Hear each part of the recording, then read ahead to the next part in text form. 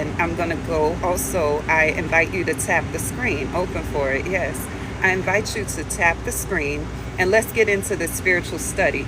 This is not a study that is for people who want to cling. This is a spiritual study for people that really want to have more peace. This is a spiritual study for people who want to be healthier and happier. If you don't really want that and you think you want to cling to your way of being that isn't serving you, then it's not for you. Okay, very nice. Babe said yes. So let's read. So right now I'm reading from a book that is part of my yoga study, which is the Yoga Sutras. A sutra is a scripture of Patanjali. All right. Yoga means union, and all yoga is trying to do is to cause us to become aligned within our being and with truth. Okay, such that there is no difference. So let's talk about attachment. This is what the scripture says. The consciousness of self-mastery in one who is free from craving from objects seen or heard is about non-attachment. Okay, so you might find this to be an advanced topic, and it's okay if it doesn't make sense. You can ask questions.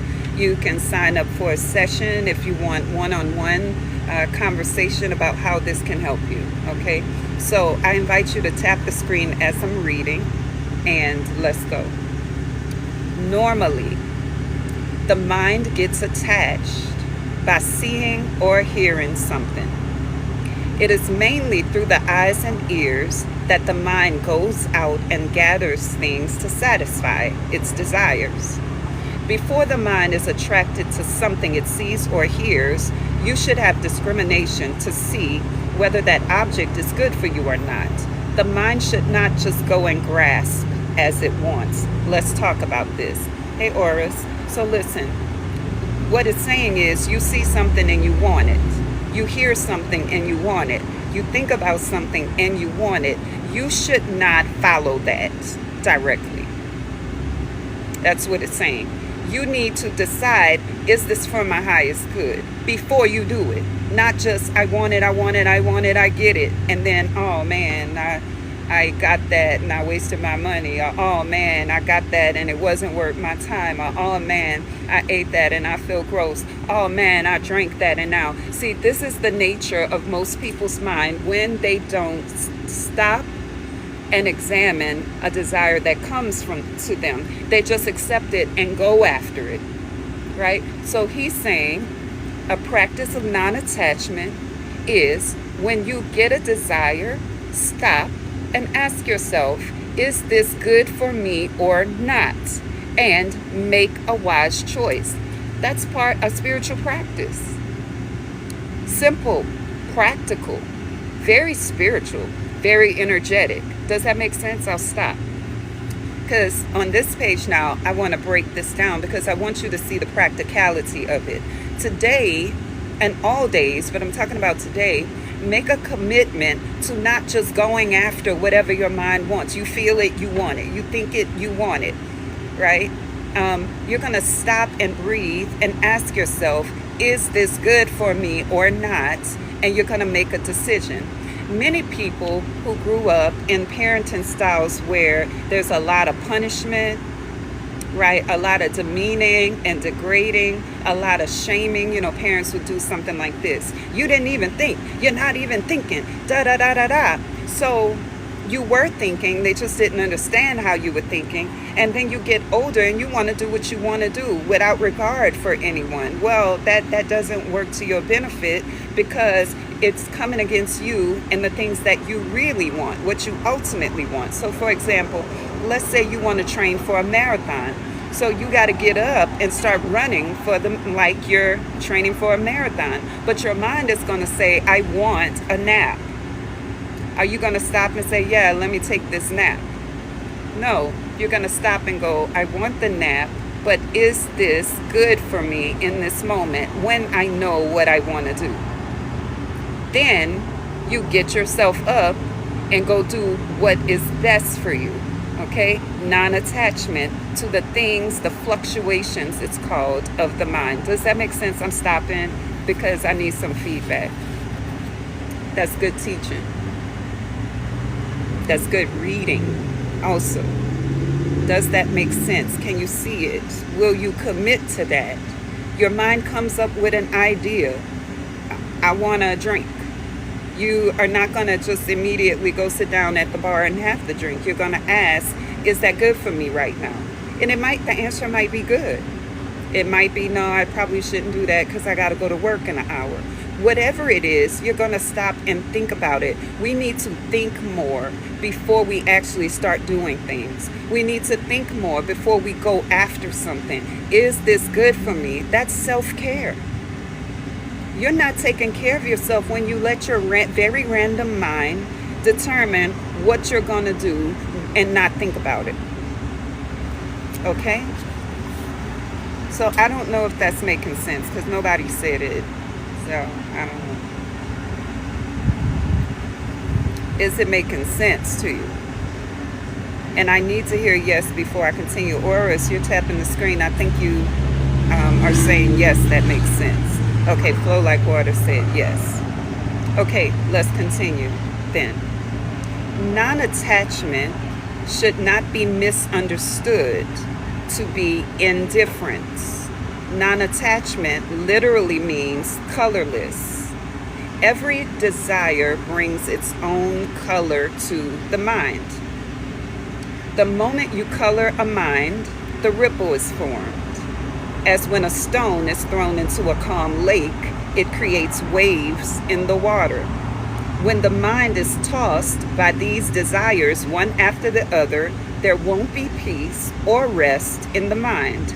And with a restless mind, you cannot have a steady practice. You cannot have self-mastery when your mind is going back and forth, back and forth, back and forth, right? So the practice is non-attachment. So let's say you get a desire to eat a cookie. Let's say you have a desire to eat a cookie. You're not going to go in the kitchen and get the cookie or drive to get the cookie, right? Because that would mean that you're attached to your desires.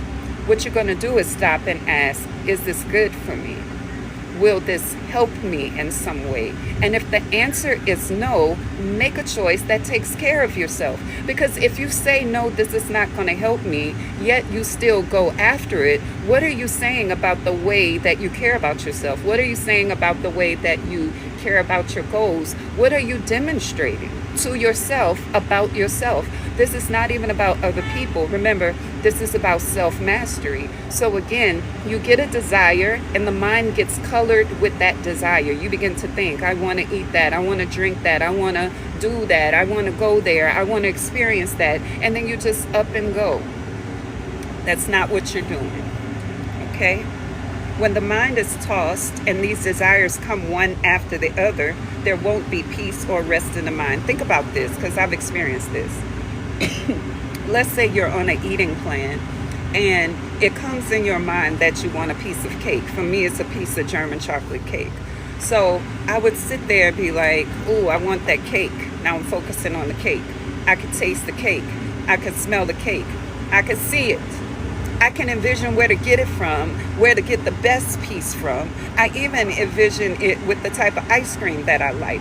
I'm putting all of my attention on the color of the chocolate cake. When I say color, I mean the idea, the desire. I'm growing the desire, growing the desire, growing the desire to the point where I'm not considering very much, is this good for me? Because I'm focusing on the desire more. I'm not focusing on my goal. I'm not focusing on my blood sugar. I'm not focusing on my desire for health. I'm focusing on how that I'm going to feel when I have that cake. And I put so much attention on it, on that desire, that it grows and it drives me into action that is against what I'm trying to do.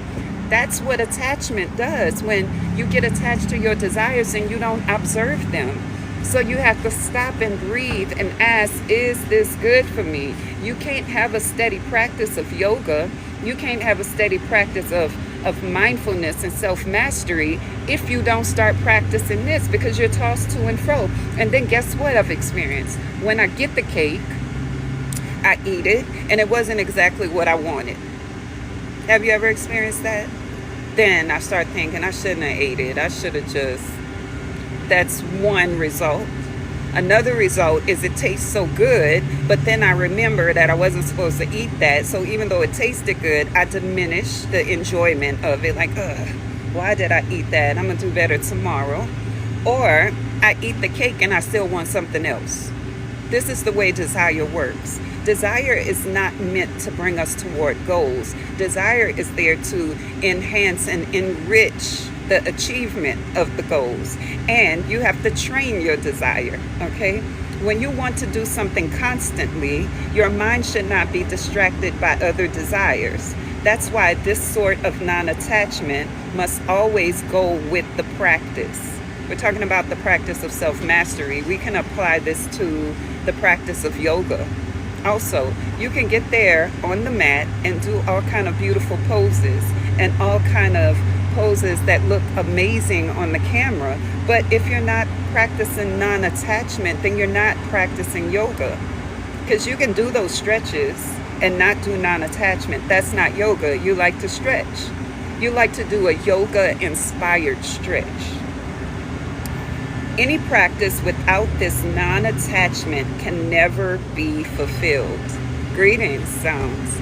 Listen, many times, here it is right here. Many times people say, oh, I have been practicing meditation for so many years. People say that. As soon as you start talking about meditation, oh yes, I meditate. I believe in meditation. I pray morning and evening. You ask people, do you pray? Oh, yes, I pray. I pray all the time. Yes, they do that. And we have to accept that because we see them sitting in meditation every day or going to a church or a temple. Sometimes they sit in front of the altar for hours and hours. There are people who read the whole Bible every day. There are people who repeat the Bhagavad Gita every day. They won't even eat until they do that. The moment they get up, they go in front of their altar and repeat the entire Gita before drinking a glass of water! Exclamation. This is getting real exclamatory here. But still, they remain in the same state. The reason is that their minds are still dissipated because of their different desires. Some people are meditating because they want to be a certain thing. That's attachment. Some people are meditating because they want to stop doing a certain thing. That's attachment. Some people are meditating because they think meditation is going to cause them to ascend. That's still attachment. And these people are actually doing it, or they think they are, but he says here, but they remain in the same state. When people are actually meditating, they shift. Because how can you become one with the all there is and not shift? So are you focusing? Focus is a practice, it's a part of yoga. Are you actually meditating? He's saying no. How many people stand in front of their altar and think of their business or allow their eyes to wander about to see how many of their friends are there? He says, the lips may repeat the prayer mechanically, like a phonograph record, but the mind wanders to other places. That's why you can't collect and compose the mind unless it is free from distracting ideas. So then, asking yourself, is this thing good for me? And making the decision for or against it becomes a type of meditation. A type of commitment to non-attachment. Meditation is only possible when the mind is free from attachment. In fact, you need not even practice meditation if your mind is completely free of desire. You will see that you're always at ease. You will never become restless, never disappointed. So we need the practice and the non-attachment. And of these two, the non-attachment is the more important. So, yes, meditation is important, but he's saying non-attachment while meditating is the most important, right? If you're going to choose one, you don't even have to sit there and cause your mind to be silent and go through the whole practice if you would just practice non-attachment. every day mindfully. We're talking about self-mastery, right? So if all of your spiritual practices still result in you being in the same place, we got to ask, how can I enhance it? How does it need to shift? Immediately, somebody will ask, if you are unattached, won't you lose all incentive and become dull? No. When we say unattached, it means without personal desires. If you really want to be greedy, like if there's greed in you, then be greedy in serving others. Try to remove the suffering of other people. Help others. Once you are unattached in your personal life, you can serve others. And by doing that, you will find more and more joy. That's why sometimes I say that the selfless person is the most selfish one. Why? Because a selfless person doesn't want to lose his or her peace and happiness, and that's important. If you want to keep yourself in peace, then you practice non-attachment. Many people don't have peace because they're so attached. They're attached to other people seeing a certain way. They're attached to other people saying certain things or not saying certain things. They're attached to people doing certain things or not doing. They're so attached to the stories. They're attached to their past. They're attached to their idea of loss. They're attached to the idea of being done wrong. They're attached to what should or shouldn't have been done. And when people do that, they have a lot of fluctuations in their mind and they cannot maintain peace because it's always something around the corner to disturb it. And then they have the nerve to say to you, don't disturb my peace. Your thoughts disturb your peace. Your conclusions disturb your peace, right? The way you think disturbs your peace. The fluctuations of your mind disturb your peace. The way you don't let things go, that disturbs your peace. So when I walk up or they walk up, all they're doing is activating what already is in you. So if you really want to practice self-mastery, you have to understand this idea. Nobody is disturbing your peace. You are. You take your own peace away. Nobody is even draining you. You are. Nobody's using you. You are. Nobody is against you. You are. Now, do you have questions? Let me stop. Thank you for liking the live. I need you to do that. I also invite your comments. Does this make sense? Because a lot of times people listen to me teach and they are like, oh yes, I do that and I know that. But they're still in the same state. So knowing this is not really proving to be beneficial. You need to practice it. Hey, Ree. We're talking about self-mastery. Every single day, there's a practice of self-mastery that we get involved in. And at some point, you got to really care about how you feel. Listen, if you really care about how you feel, then why is it that you let people come up and have an opinion and you go into some kind of suffering mindset because you have a desire. You want them to say something different. Or someone has an idea about you and you get really upset because you want them to have a different idea. You get very attached. How are you practicing non-attachment with those things in mind? Somebody says something to you and you're so attached to a label that you get upset when they say you're not the label. Or you're so attached to being a good so-and-so that when someone comes up and says you're not a good so-and-so, you fall off your rocker. Let me give you an example. I've learned over time that wanting to be a good this or that and being attached to the idea of that is going to bring me into some kind of offense. Hey, everything. AJ, it's going to bring me in some kind of offense. So let me put that more in a personal realm. When I think about being a mother, it's very important for me to raise my children a certain way. It's important for me to talk to them a certain way. It's important for me to handle them a certain way. It's important for me to think about them a certain way. So I used to lump all of that together in the category of being a good mom. I am a good mom, right?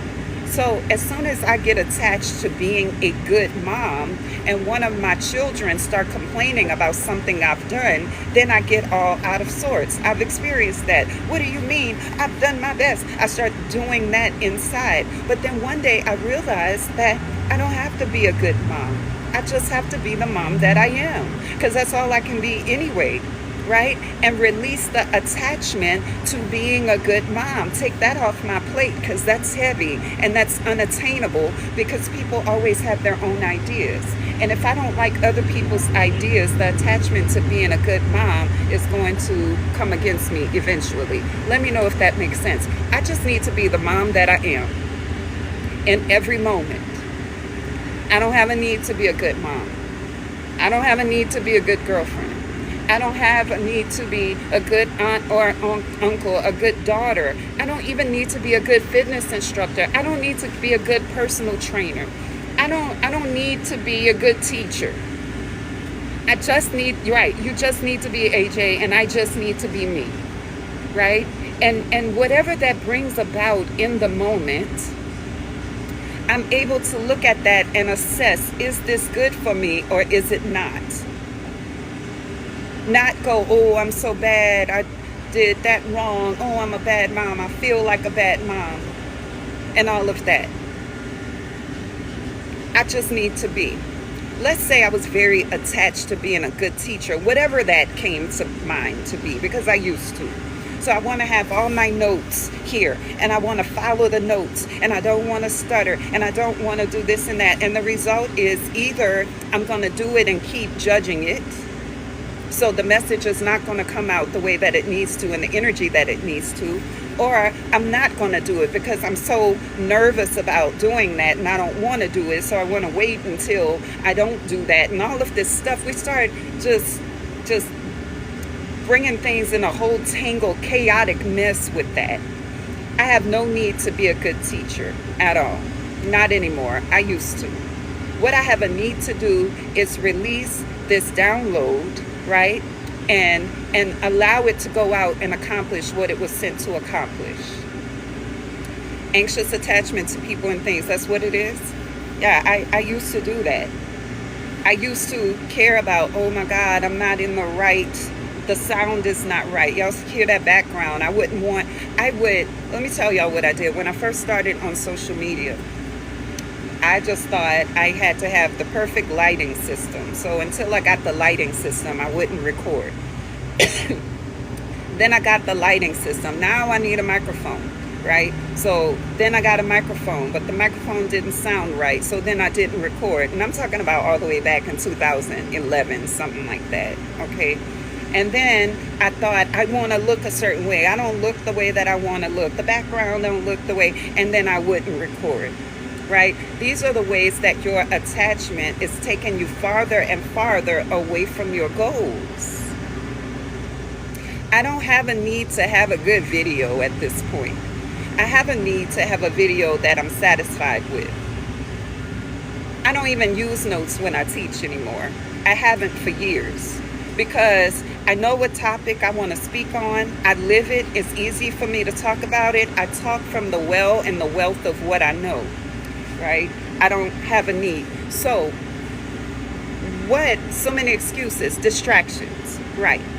Distractions. So I realized, I also used to say, I have children, my children be loud, and my children be in the screen. And then I became part of this mothers group of entrepreneurs, and they let their children run in and out the camera. And I was like, wow.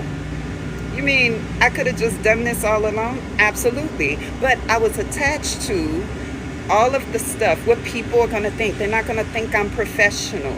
I got to look professional. I got to be in my sports bra and my tights. I got to sit at Starbucks with the phone propped up against a bag or something like that. And that's what I got to do, because that's where I am. And the message is going to go out, and it's going to accomplish what it was sent out to accomplish. Does that make sense? So here's a personal question. What attachment are you letting go of? What attachment are you letting go of? Hey, Shelly.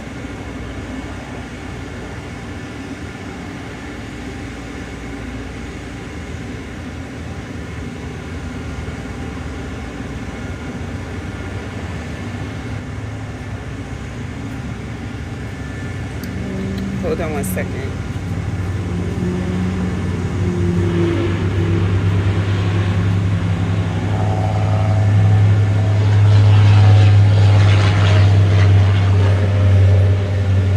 Okay, so what attachments are you letting go of? You just heard me speak, and you know where you do this, right? What are you letting go of? You want to be a good friend, so you want to self-sacrifice and do things you don't want to do. You want to be a good employee, so you want to stay and work overtime and not get paid. You want to be a good what? What attachment are you letting go of today? I'm not sure. You have to process. Okay, yeah. And I think as long as we have the question out there, then we're going to see something that we need to let go of. So listen, the Vedantic scriptures say, even the desire for liberation is bondage. Even if you desire liberation, you are binding yourself. Every desire binds you and brings restlessness. To get the liberation, you have to be completely desireless. Let me give you a clue about how this works in relationships. A lot of times, when you get in relationships that are not well aligned, you have a lot of desires or needs, and they are not being met adequately. So you are full of desire and full of restlessness in that relationship. Because I said this yesterday, I'm going to say it again. Because you're trying to fit a square peg in a round hole. So you feel restless. You don't feel at peace because your needs are not being met. You're not getting what you want. You're not creating experiences that you want. You have a lot of unmet desire, which is the result of not aligning properly with people who want to create that. Now, if you focus on alignment, then you're not going to have a lot of that going on. Let me give you an example. Letting go of thinking I have to prove myself right. You don't have to prove yourself to anyone. You're going to get better and better every day. You know the spaces that you need to get better on. You can even listen to other people tell you, hey, you don't do this well or something. You could shift that because you want to for your betterment. But you're not shifting so they could stop saying it. You're not shifting so they could see you in a better light and treat you better. No, you're shifting because it behooves you to shift and expand and become the greater version of yourself, right? You can listen to other people who say you don't do this or that well. Breathe, take it in and ask, where's the truth in it? Is there something I can get better at? Okay, but we're not trying to prove to other people that we're worth having, that we're worth paying attention to, that what we are saying is worth listening and attending to. No more of that. Let that go. We let go of that attachment. I need to say what I'm saying. I also need to say it how I'm saying it. I also need to get the consequence of how I'm saying it. I also need to grow from the consequence. I do not have a need to be a good such and such. You know what this does? This takes away the power of other people to try and talk bad about you because it doesn't matter to you. I'm who I am. I do what I do. I am what I am. If you want to talk about that, you're experiencing your own negativity, and you should. While I go over here and continue to grow, continue to ascend, right? It takes away the power from people who think that they can cause you to do things in reactivity, to get a reaction from you, or to hurt you. You know, when we say hurt people, sometimes people are saying things because they want to hurt. But when you don't care because you're not attached to what they're saying, or you're not attached to ideas, they can say it and you don't feel hurt. You don't have to ignore it. You don't have to get it out of your mind. You don't have to heal from it. You just let them say what they got to say. That's their experience, and that makes sense to me. Because a person with a twisted mind is going to have twisted experiences, and they're going to call your good bad. And sometimes they're going to call you bad good. But either way, we do not want to spend time trying to get them to shift their whole universe just so that they could see us a certain way. No, it's not worth your energy. Shift your own universe. Bring your own self into a higher vibration and come away from the attachment to their opinions. And I know it's hard because when you care about someone, you naturally want a person to see you in a certain light. But if the person is invested in seeing you in a particular light, then we gotta let them do that, because that's the vibration they're on. That's the level that they're on. They're not on a level of openness, right? So we gotta let them be. We're talking about releasing attachment. Let me read some more and then I'm gonna start wrapping up. Could y'all tap the screen for me? And does this make sense? Is this resonating somewhere? I know it's resonating with AJ. I know it's resonating with Ree.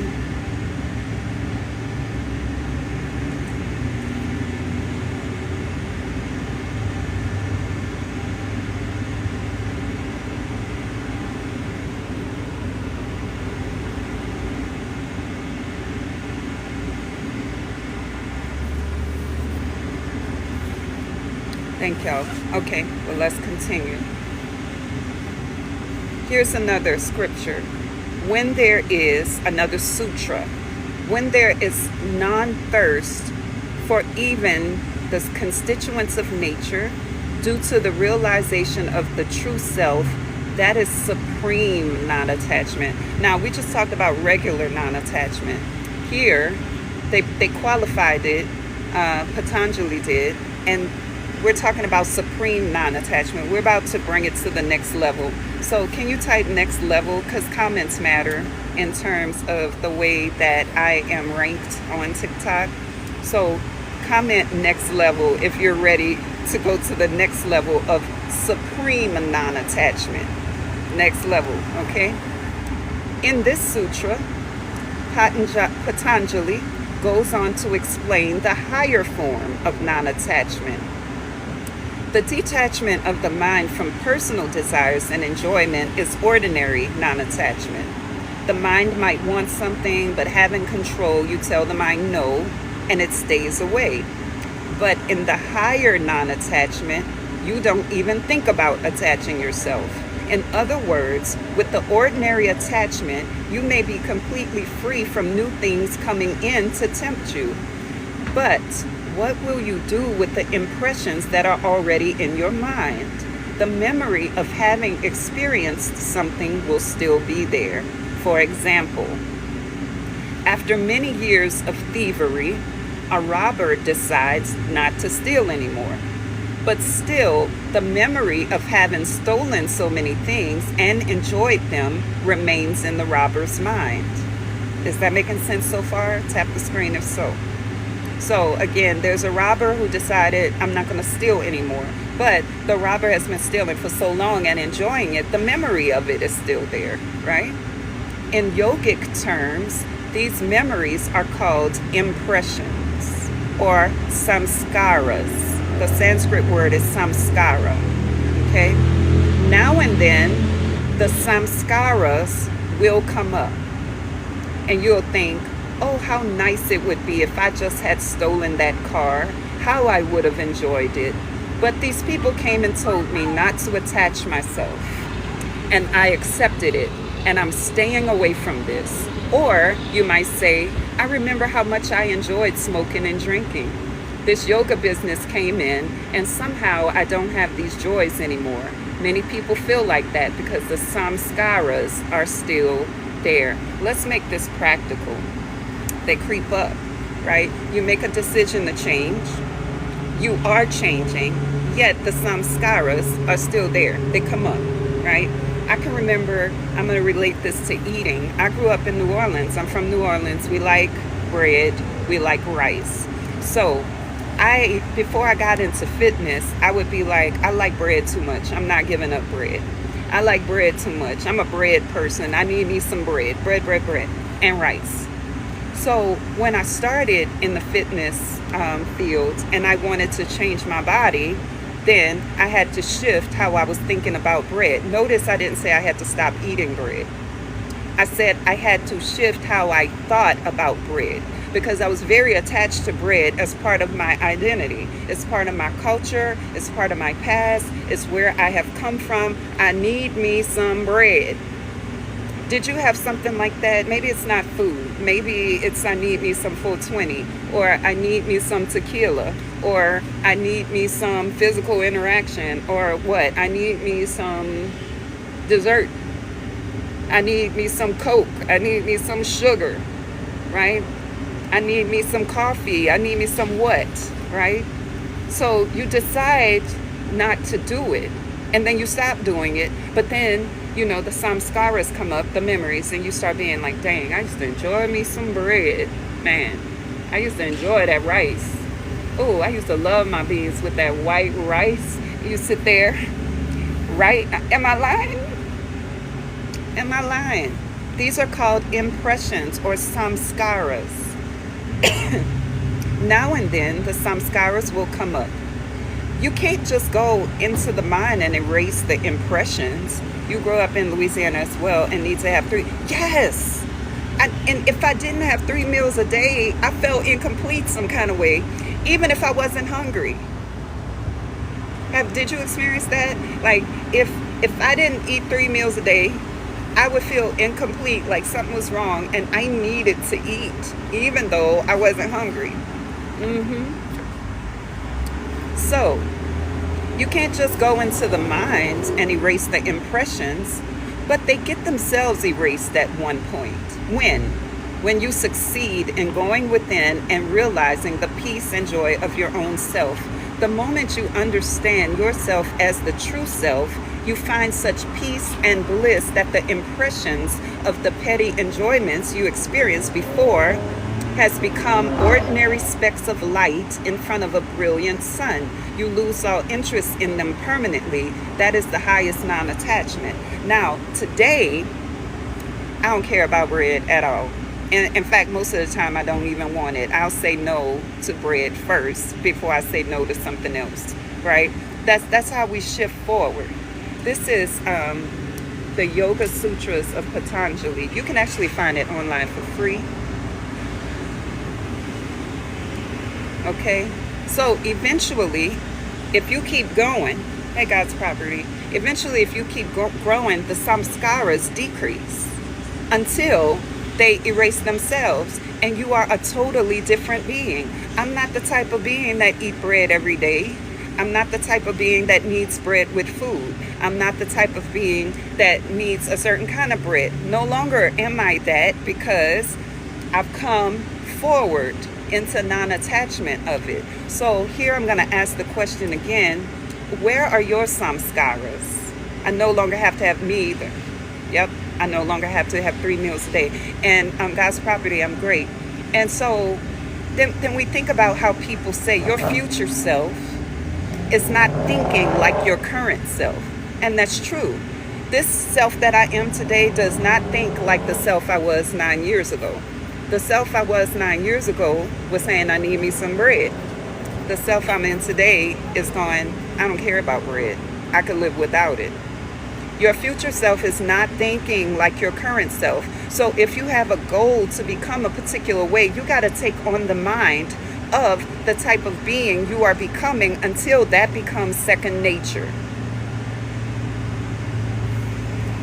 You got to get around some conversations that are on the frequency of what you're becoming and get around people who are off that frequency less and less. I don't believe that people around you can hold you back. I don't believe that. Yes, like a healthy relationship. Hey, Christian. I don't believe that the people around you can hold you back, but I do believe you can hold yourself back by going into their vibration. So if you have to spend a lot of time around some low frequency people, you got to make sure you balance that with being around some high frequency people. If you're around low frequency conversation, you got to put yourself in spaces where there's some high frequency conversations going on. That's why I create my online communities, because I know that like minds dwell there. You want a good conversation, you want emotionally intelligent communication, you want spiritual mindedness, then it's going to be in the groups that I host, because that's the vibration of them. And the people who are the most verbal, the most vocal, the most participatory are the people who are expanding at faster rates, and you can find them there. So if you wonder, like, where can I find people like this? Just ask me. I got some for you, okay? You listen to teachings like this. You talk about teachings like this. You got to be able to talk about this kind of stuff with somebody. It's not meant for you to just hold it in. So if you're the person who's saying, I can't talk about this with nobody in my life, you need to become part of one of my communities, because there's plenty of people that want to talk about it. If you're around people every day who are not on this vibration, you don't have to get upset with them. You don't have to cut them off if you don't want to. But you do need to put yourself in the frequency of some high vibration being so you can be balanced. Because here's the truth, we're not going to be able to separate ourselves from low frequency conversation, from low frequency ways of being. We're not going to be able to completely separate ourselves, and neither should we, because if we're going to practice, then we need to practice in the presence of our reflections. Those people are reflecting to us the spaces where we still need to grow, the spaces where we still have some opportunities for development. Those people are reflecting to us a past self that is still fussing inside. So you can't be around low frequency all the time, and you can't be around high frequency all the time. You got to take the high frequency and go into the presence of the low frequency and hold your ground and still vibrate high, and then you affect them. Because why are they pulling you down? Because you don't have enough practice. Number one, you have a lot of knowledge, not enough practice, and you don't have balance. You need to get around some like-minded individuals. You need to be able to say, oh, I could talk about this with the people around me. They get me. They get this topic. They get that topic. They like to go deep, the people around me. If that's not you, then you need to find it. And you don't have to look that far, because I have communities where we do. I have a mentorship program right now. We started in August, and it's designed to be a 6-month program where I give people thoughts like this throughout the week, and I hold weekly calls, and I post different thought-provoking things so that you can exercise this in a living practice. This is the truth. I also have a smaller group called Divine Utterance, and that's for people who want to take their words very seriously, and they want to be poetic with it. So every day, thank you for that, every day I post a word, and we write about that word. It could be poetry, it could be a paragraph, it could be a realization. You could take that word and go into some focus practice with it and come back and share. I like to create spaces where people can share, because we want to do away with this story of, I don't have people around me who think like me. Come out of that mentality of, I'm the only one. Right? It reminds me of a scripture. I think it was Ezekiel. Ezekiel had went and started hiding, right? And then he got tired and thirsty and starving, and the Spirit of God came to him and said, Ezekiel, what you doing? Why are you out here? And Ezekiel said, I'm the only one. I'm the only one. And God said, you are not the only one. I got a whole host of people. But see, this is what happens when you isolate yourself and you get into imbalances with the people around you. You think you're the only one. Thank you, God's property. You're not the only one. But you got to get around other like-minded individuals. So you're going to have to come out of your comfort zone and think that all the books you read, now you got the knowledge, you have ascended. And all the videos you watch, you got the knowledge, you have ascended. You know when you know your points of ascension? When you get around other people, right? And you notice how easy it is, or how hard it is, or how fast it is, or slow for you to react or respond or put these things in practice. That's the field work. So just because you've been to therapy and you've been to coaching doesn't mean that you have ascended. It means that you are on your ascension plan. Okay? But when you're living it out, That's the ascension process, right? And we trust the process because we start from somewhere. So if you're on here and you're saying, I can't talk to nobody around me about stuff like this, it's time for you to change that story. Okay? You can reach out to me. I can tell you what groups I have. You can sign up for coaching. There's so many things. All right, so let me continue to read. Before that, before you have reached the highest practice of non-attachment, you are in between. You have not tasted the greatest joy, but you have experienced some mental peace.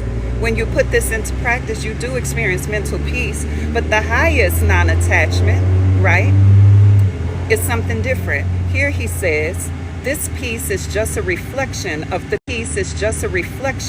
true peace of your on the tranquil mind. We should understand this point well. Let's use the analogy of the mirror again. Imagine a brilliant light reflecting on a mirror. Imagine that. Let's use the analogy of the mirror again. Imagine a brilliant light reflecting on a mirror. Imagine that. Imagine the sun reflecting on a mirror. If the mirror has a crooked or colored surface, the reflection gets distorted. The distorted or colored reflection is like the distorted happiness you enjoy from outside things. Did you get that? You could hold a mirror in front of the sun, but you're not going to get the true reflection of the sun if the mirror is dirty, if it's distorted, if it's colored. You're not going to see the true reflection of the sun. In the same way, when you practice the regular non-attachment, you do have peace and you do experience joy, but it's not the actual peace and joy. It's the feeling of peace on a tranquil mind. But as soon as your mind starts getting chaotic, the peace goes away, right? By detaching yourself from things, you make the mental mirror steady and straight, and you see a steady image of yourself.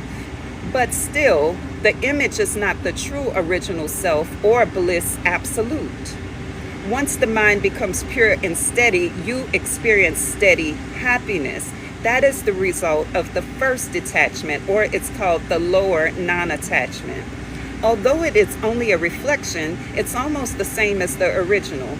Once the steady reflection is achieved, the true experience will happen automatically. You don't need to do anything more to get it. In other words, you just keep practicing. The mind automatically ceases to exist, and all that remains is the original peace and joy, which we call God or the self. If that supreme non-attachment comes even once, even for a second, you experience that joy. And that's why we try to sit a while in meditation every day. If we get a glimpse of that, we will not try to go here and there to taste other things. You got that? And people who are really practicing meditation, they have a steady and stable mind. They're not going to and fro. I need this, I need that, I want this, I don't have that. Oh, they feel this way about me, they feel that about me. I'm mad, I didn't get this, I don't have that, I never had this. And they always have that. And that's not the result of a person who is really practicing meditation with non-attachment. That's the result of a person who does meditation practices but still is attached. Hey, Golden Life, does that make sense?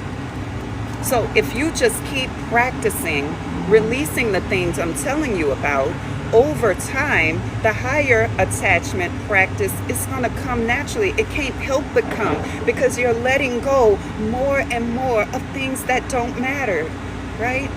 And I can't preach this enough, y'all. If you have decided that hanging on to a certain point of view is important, hold on a second because I got this little puzzle thing to do.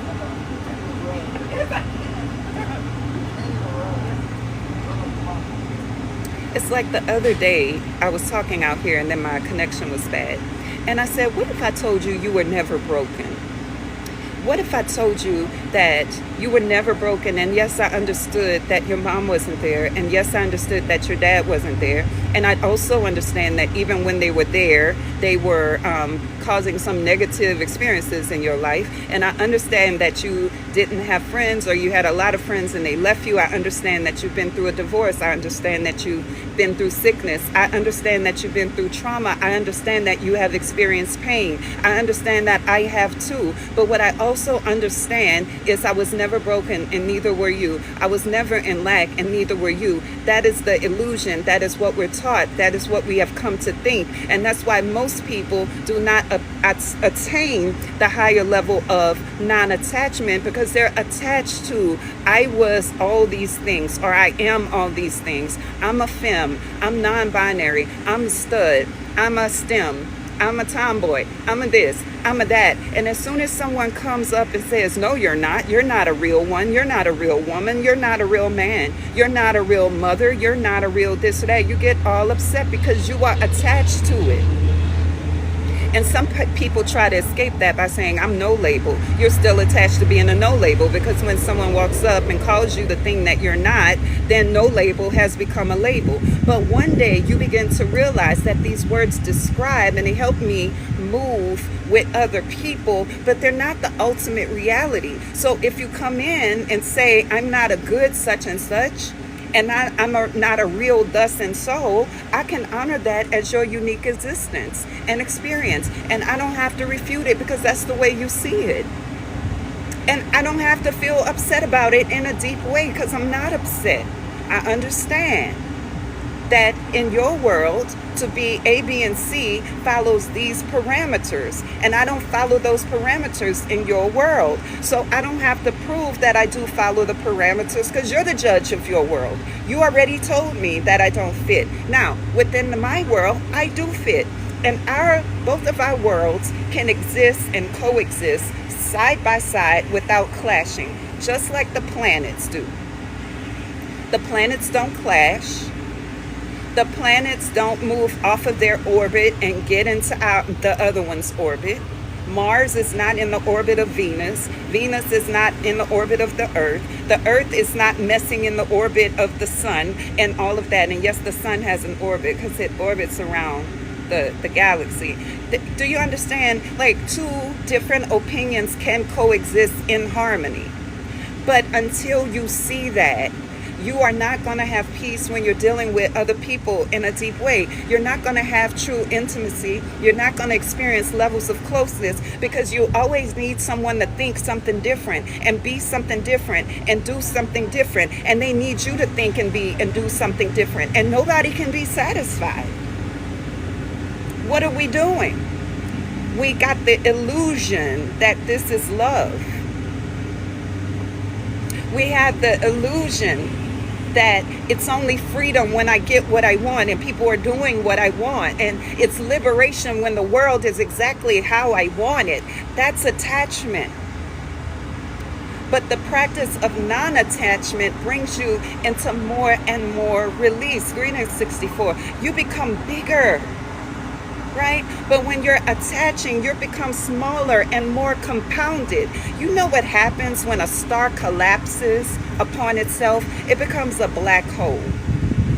And it starts sucking in any and everything to its detriment. So we need to not become so contracted, compounded, and dense in this experience that we can't live with other people, that we can't exist alongside of other worlds. If I see myself as God, then I also see you as God. And if you're God, that in your world, in your realm that you rule, this is the way things go. And I honor that, because in my realm, in my world, this is the way things go. And we exist together like Mars and Venus do. Mars and Venus, they both represent different energies, right? So if we have the planet of Venus, we have love and connection and nurture and fertility and beauty. And then we have Mars, the planet of sex and aggression. They're not clashing, they're coexisting in their own orbit. You have to learn how to get in the orbit of people who are traveling the ellipse or the elliptical orbit that you are, instead of trying to get in somebody else's orbit and you traveling like this and they're traveling like this or like this, and it's just all messed up. Alignment. But first you gotta release your attachment, okay? You can have desire. You use your desire to help you align with other people on the same path. You don't use your desire to create separateness. You don't use your desire to create enemies or adversity. You don't use your desire to create contraction. Desire is there to expand your soul. So if you have desire that isn't expanding your soul, then we would call that a fluctuation, and you need to practice non-attachment right there. I'm going to stop and see if that makes sense, because I'm about to get out of here.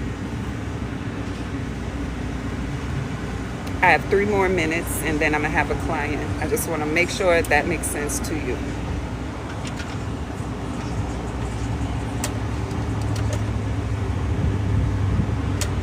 And I'm going to put this on YouTube. My phone stopped charging. Yeah. I'm going to put this on YouTube so you'll be able to have it. Thank y'all for hanging out with me. It is my pleasure. So if you want to join any of my groups, let me know. I'm starting my life coach training. I think I put it in October. I can't, excuse me. I can't remember. It's in my profile. I'm bringing my live life coach training back. It's going to be virtual. So if you've been thinking about getting certified as a life coach and you want to help people in real and effective ways and in less time, right? If you really want to help them. And guess what? This life coach training is not just about life coaching. It's about becoming more aware of how you move within the world, how to hear better, right? How to see things in a different way. Now, I have the live training coming up, and I also have the self-paced study. The self-paced study is Christian-based because I did it back in, I think, 2014 or something like that. So if you want a Christian study, it's on self-paced, and you can get that in my link tree. But I got a live one coming up. And this one does have a spiritual backing, but it's not all Christian. It's just like I teach here. It's from everywhere, every walk. So you can coach a wide variety of people. I seem to attract people very opposed to who I am, but I'm working on my own awareness and thoughts. You know, everything Big AJ. Can I say something about that? Can I speak to it? I'm going to retake because you never finalized yours. Okay, did you get in the self-paced one on Thinkific? Okay, so let me tell you how to shift that. You've been noticing that you attract people very opposed to who you are, right? I also want you to notice how you are attracting people who are in alignment. I want you to also notice that, all right? So command your eyes to see. Eyes, I want you to see what I don't see already. Ears, I want you to hear what I don't hear already. And you will be surprised what happens, because we attract different beings with different vibrations. I attract people who are opposite of opposed to who I am. I do attract them. They want to talk to me, come in my realm and things like that. I also attract people who are on my level. I also attract people who are above my level as well. I attract all kinds, and so do you. But when you put your attention on one frequency, you're on that broadcast, and that's the one you're going to stay on. I feel misunderstood a lot too. Can I speak to that, Reed, before I go? I've helped you. I'm glad, 64. Can I speak to that? I feel misunderstood a lot too. Yeah, I don't doubt that you are misunderstood. I don't doubt that, because I have people who don't understand me also. I also know that when I feel misunderstood a lot, it's telling me that I need to get around some different kinds of beings. And sometimes that means I need to go out into those different kinds of beings, right? So I don't doubt that you get misunderstood a lot. I do too. And when I'm out of balance, when I'm getting misunderstood way more than I want to, and it's affecting me and it feels unreasonable, that's when I know I need to shift, and I've come out of balance in my social setting, right? So what that means is, for example, I felt that way a few months ago, and I went and got in a group with my coach. I have a coach. And I got in the group with him, and the people there, we was all on the same page and vibing. and especially in intimate relationships. And that's because, right, you have tried to fit square pegs in round holes. And also understand that relationships help us evolve, so not all of them are going to stay, but you should certainly start seeing some difference coming soon, because you have, opened yourself up to this. I want to speak more on it, but I gotta go because I have a client. So I'll come back and talk about that. If you want that topic explored more, AJ and Ree, let me know, and I will come back and talk about it. All right? Send me a message if you want to, and we'll go a little bit deeper into it. So, and you said you have started seeing. Good deal. I'm glad. All right. I'm out of here. Bye, y'all.